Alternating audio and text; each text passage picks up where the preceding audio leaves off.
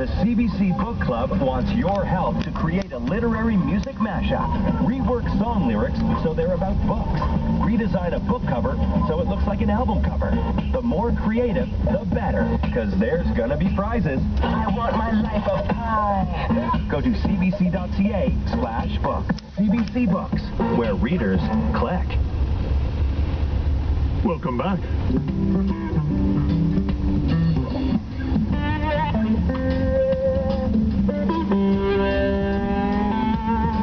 Coming up, our correspondent on how to report with the risk of radioactivity.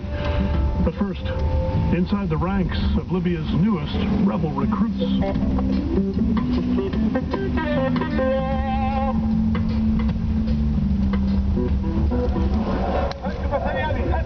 Hi, I'm Barney Allen with The View from Benghazi, Libya.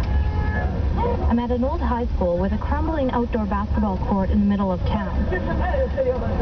It's packed with young men, but they're not shooting hoops. They're shooting rusty old Kalashnikov rifles. Well, actually, just one excited would-be soldier keeps firing off rounds to pump up the crowd. The rest of his ragtag crew form crooked lines in the middle of the basketball court. This is a military training camp for new recruits to the rebel forces fighting Muammar Gaddafi's army. First, they face forward, then to the left. It's a crash course in military command. I watch from the sidelines as their leaders bark commands. As recent defectors from Gaddafi's army, the men in charge have an air of authority about them. Maybe because they're still dressed in their state-issued uniforms. To be frank, their recruits need a lot of work. The men kind of march or shuffle forward wearing jeans and t-shirts, tracksuits, or sweatpants. Some sport sandals or Nike sneakers.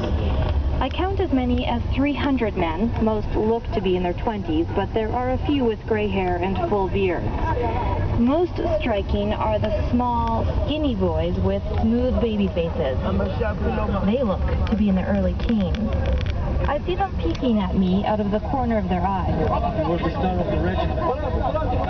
I suppose they're curious, either because I'm a journalist or a Western woman, neither of which they've seen much of in their lives. Suddenly, they break into a spirited song. I ask my interpreter, Rafiq, what it is they're belting out. What are they chanting? Free Libya, Gaddafi will die. They asking a judge for kill Gaddafi as soon as they can. But what I really want to know is what brought them here, to the point where they'd risked their lives against Gaddafi's forces. You want to talk with somebody? Yes, hello. I get my chance to find out when the interpreter breaks away.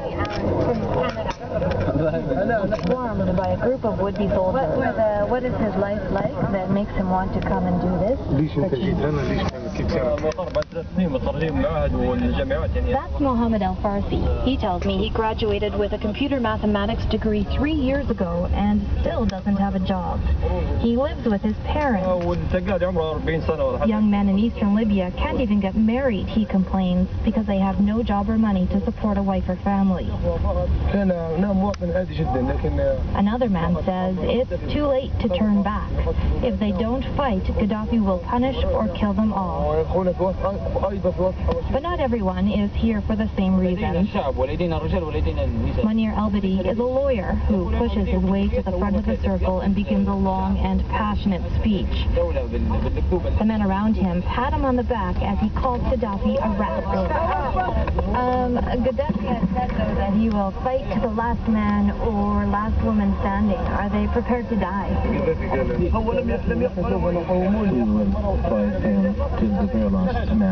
In fact, they say, it's an honor. They die fighting for freedom, for their country, or for dignity. They believe they will go to heaven, so they have no fear.